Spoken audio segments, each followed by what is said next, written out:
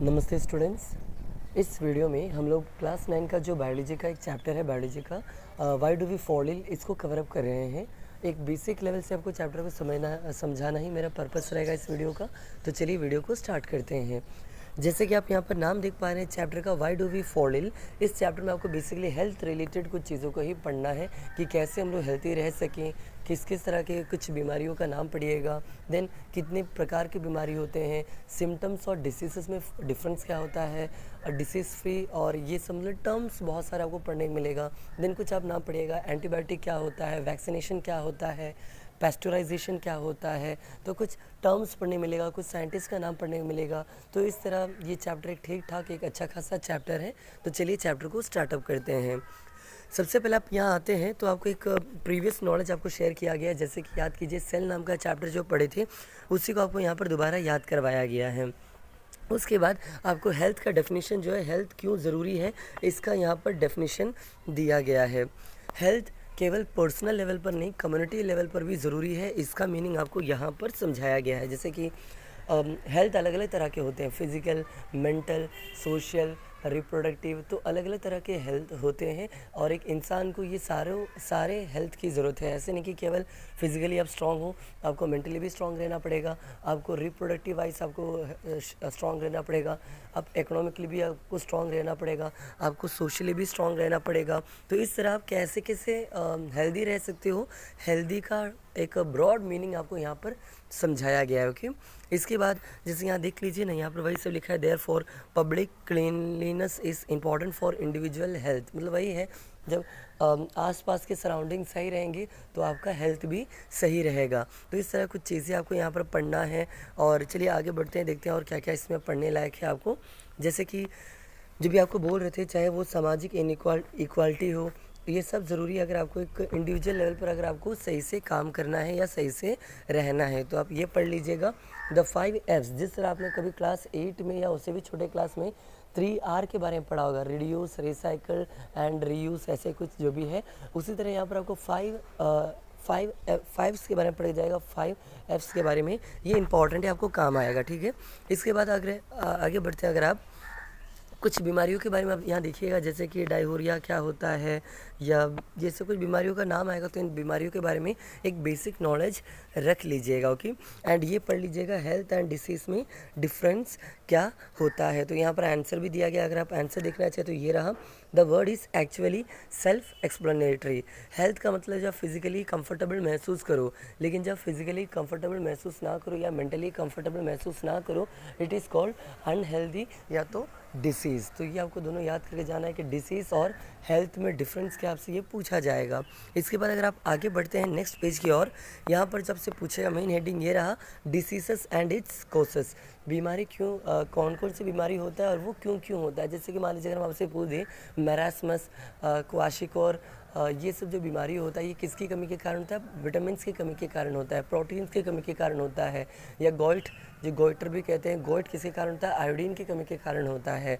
तो इस तरह आपको अलग अलग बीमारियों का और उनके होने का रीज़न जानना है। या मान लीजिए एक वर्ड सुनोगे, इसके अंदर सिम्टम्स क्या होता है, सिम्टम्स। ओके, तो हर बीमारी का कुछ इशारे होते हैं। जैसे मान लीजिए किसी को बुखार हुआ है, किसी का सर दर्द हो रहा है, तो बुखार, सर दर्द, ये सब, या कफिंग, स्नीजिंग, ये केवल एक बीमारी को नहीं बहुत सारी बीमारियों को दर्शाता है। तो इस चीज़ों को कहते हैं सिम्टम्स। जो बीमारी को दर्शाए इनको सिम्टम्स कहते हैं, और जो बीमारी हो उसको डिसीज़ कहते हैं।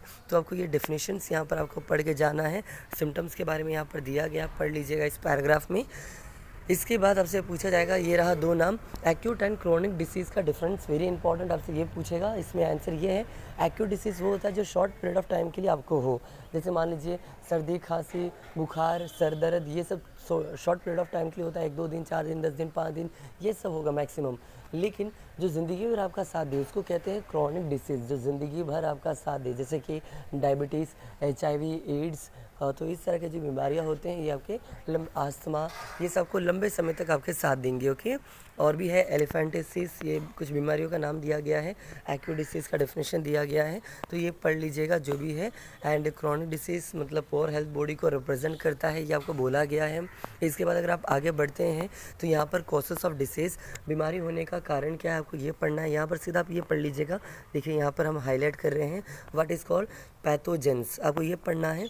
आंसर है the disease causing micro organism is called pathogens. जरा सुनिएगा, the disease causing micro organism, जो बीमारी फैलाने वाले जो माइक्रो ऑर्गेनिज्म होते हैं, for example bacteria, fungus, yeast, hydra, amoeba या प्लाज्मोडियम जो कि ये हो गया, या लाइशमैनिया, तो इस तरह के जो यूनिसेलुलर स्पीशीज़ होते हैं या माइक्रो ऑर्गेनिजम्स होते हैं जो कि बीमारी फैलाते हैं, उनको कहते हैं पैथोजेंस कहते हैं। एंड तो ये सब टर्म पढ़ लीजिएगा। और इसके अलावा फिर आप देखेंगे और क्या पढ़ना है, तो ये रहा infectious and non infectious disease के बारे में पढ़ लीजिएगा। इन्फेक्शियस डिसीज़ वो होता है जो नाम में ही आंसर, ये नहीं ये भी अगर हम बता दें तो फिर आप क्या ही पढ़िएगा पता नहीं, ये ज़रा खुद से सर्च कीजिएगा। ओके, इन्फेक्शियस क्या होता है और नॉन इन्फेक्शियस क्या होता है। इसी तरह एक और टर्म हम आपको दिखाते हैं, that is called communicable disease and non communicable disease. और इसी का देखें, हर डिसीज़ फैलाता है, उसका कुछ एजेंट्स होता है। जैसे कि हम पूछें मलेरिया, मलेरिया कौन फैलाता है, या हम पूछ दें डेंगू, डेंगू कौन फैलाता है, या कोई भी डिसीज़ चिकनगुनिया, तो ये सब बीमारी फैलाने वालों का नाम भी आपको याद रख के जाना पड़ेगा, that is called the agents. Okay, इसके अलावा एक और सवाल आपसे इसमें पूछेगा, that is called communicable disease and non communicable disease. ये दो शब्द है जिसमें आपसे पूछा जाता है। अभी तो हमको मिल नहीं रहा, आई गेस यहीं पर होगा, आसपास होगा। और एक मिनट देखते हैं, ये ऊपर ही होगा, मतलब इसी पैराग्राफ के बीच में कहीं होगा। That is called communicable disease and non communicable disease. Communicable disease वो होता है जो एक जगह से दूसरी जगह वो ट्रांसफ़र हो पाए, मतलब दूसरों को वो लग जाता हो। लेकिन नॉन कम्युनिकेबल जो ट्रांसफ़र ना हो, सपोज दैट एक बीमारी ले लीजिए, किसी के छूने से क्या एड्स ट्रांसफ़र होगा, नहीं, लेकिन सेक्सुअल ट्रांसमिशन से तो एड्स ट्रांसफ़र होता है। तो एड्स किस में आएगा, कम्युनिकेबल डिसीज़ में भी आ सकता है, वो आपको कंफर्म कर लेना है। ओके, तो communicable disease, non communicable disease, infectious disease, non infectious disease, acute disease and chronic disease, ये 3 तरह के डिसीज़ेस आपने देखा। कंफर्म है कि एक तरह का कोई भी डिसीज़ आपसे पूछ दिया जाएगा। ये काला अजहर का नाम हो, ये देखो एड्स हो, इन्फ्लुएंजा, कॉमन कोल्ड हो, या इन्फेक्शियस एजेंट्स के बारे में हो, ये सब आप पढ़ के जाइएगा। कुछ बैक्टीरियल इन्फेक्शन के नाम, इवन ये एक बॉक्स बना के टीचर आपको पढ़ाएंगे जब भी ये चैप्टर पढ़ाएंगे, जैसे कि बैक्टीरियल इन्फेक्शन से होने वाली बीमारियाँ, फंगल डिसीज से होने वाली बीमारियाँ, तो आपको ये पढ़ के जाना है। Okay, then means of spread, कि बीमारी कैसे, हाँ यही रहा आपको जो बोल रहे थे, communicable disease and non communicable disease आपको इसमें पढ़ना पड़ेगा। कोरोना वायरस किसका एग्जाम्पल था, कम्युनिकेबल डिसीज़, इसलिए तो हम लोग कहा गया था लॉकडाउन, घर में रहिए, ये रहिए, सैनिटाइज़र यूज़ कीजिए, वो सब। ओके, एंड इसके अलावा आप आगे बढ़ते हैं। देन यहाँ पर एड्स के बारे में कुछ दिया गया, तो एड्स के बारे में एक बार जान के जाइएगा, एड्स बीमारी क्या है, कैसे है, जो भी है। यहाँ आप देख सकते हो एड्स का रेपुटेशन बहुत ज़्यादा हो रहा है, तो आपको इसका इंपॉर्टेंट समझ के जाना है। देन व्हाट आर वेक्टर्स, तो आंसर सुनिएगा, the disease spreading organisms are called vectors. For example mosquito एक जैसे दूसरी जगह बीमारी को फैला रहा है, तो they are known as vectors. आपको ये डेफिनेशन यहाँ पर पढ़ना है। ओके, और अगर अब आगे देखते हैं यहाँ से, तो बस केवल 2-3 टॉपिक है जो आपके लिए इंपॉर्टेंट लाइक बच गया है। जैसे कि सबसे पहला जो आप यहाँ पर देख पा रहे हैं, प्रिंसिपल ऑफ ट्रीटमेंट, ये टॉपिक आपको पहला इंपॉर्टेंट है यहाँ से। ये बहुत ही समझने लायक टॉपिक है। जैसे हम 2 टॉपिक दिखाते, 3 दिखाते हैं, एक प्रिंसिपल ऑफ ट्रीटमेंट, इसके बाद अगर आप आगे बढ़ते हैं तो ये देखिएगा प्रिंसिपल्स ऑफ प्रिवेंशन, एंड तीसरा है दैट इज़ कॉल्ड इम्यूनाइजेशन। ये तीनों बहुत ही इंपॉर्टेंट है। ओके, तीनों बहुत ही इंपॉर्टेंट है। एक बार फिर से सुनिएगा, प्रिंसिपल ऑफ ट्रीटमेंट मतलब ट्रीटमेंट क्या होता है, कैसे कैसे आप बचा सकते हैं एंटीबायोटिक यूज़ करके, वैक्सीनेशन क्या होता है, ये सब आप यहाँ पढ़िएगा। देन प्रिंसिपल्स ऑफ प्रिवेंशन, उसको रोका कैसे जा सके। एक होता है ना, एक बीमारी को रोकना और एक बीमारी को हटाना, मतलब ट्रीट करना, इलाज करना। तो पहले दिया गया इलाज कैसे करें कोई बीमारी लग जाए, दूसरा है कि कैसे बीमारी से बचा जा सके, एंड तीसरा है कि इम्यूनाइजेशन नाम का टॉपिक होता है, इम्यूनिटी, जिसके पहले वैक्सीन खोजने वाले आदमी का नाम क्या है, एडवर्ड जेनर कौन थे, काउपॉक्स का क्या कहानी है, तो ये सब आपको इसमें पढ़ के जाना है। और ये 3 टॉपिक अगर आप पढ़ लेते हैं, देन आपका टॉपिक यहाँ पर सिलेबस कंप्लीट हो जाएगा। मतलब इन शॉर्ट अगर आपने नोटिस किया हो तो यहाँ पर आपको 3 टॉपिक पढ़ना है। ऊपर अगर आप जाते हैं तो 3 सवाल सेम जैसा था, acute and chronic, infectious and non infectious, then communicable disease and non communicable disease, vector क्या होता है, पैथोजेंस क्या होता है, सिम्टम क्या होता है, डिसीज़ क्या होता है, हेल्थ क्या होता है, देन डिसीज़ होने के कॉसेस रीजंस क्या क्या होते हैं, मतलब वही माइक्रो ऑर्गेनिज्म के बारे में पढ़ लीजिएगा। और कैसे कैसे आप हेल्दी रह सकते हो उसका रीज़न बताइए। तो वही है कि clean your body, then regular exercise, then do balanced diet food, है ना, खाना अच्छा खाओ, ये करो वो करो, ऐसे करो वैसे करो, सराउंडिंग्स को क्लीन एंड नीट रखो। तो आपको ये आंसर्स पढ़ के जाना है। या कैसे कैसे एक आदमी का हेल्थ बिगड़ता है आपको ये बता के जाना पड़ेगा, जैसे कि फास्ट फूड आइटम खाने से इंसान का शरीर ख़राब होता है, और ज़्यादा ड्रिंक्स, कोल्ड ड्रिंक्स हो या चाहे जो भी हार्ड ड्रिंक्स, ये सब नहीं पीना चाहिए। तो आपको यही सब बताना था। और इस तरह लगभग 7-8 मिनट में आपका ये पूरा चैप्टर यहाँ पर कवर अप किए हैं।